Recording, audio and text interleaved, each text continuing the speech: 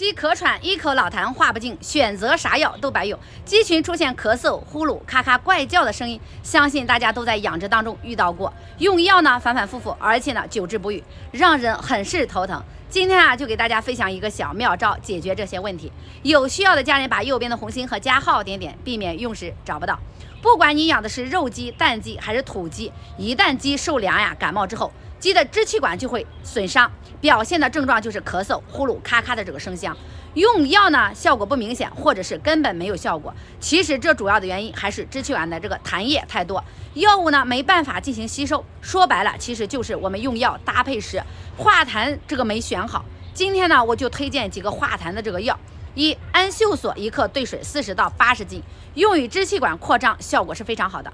氯化铵用于治疗支气管堵塞，效果比较明显，1克兑水2到5斤，属于化工原料，饮水的时间不能低于10个小时。关注我，养鸡更专业。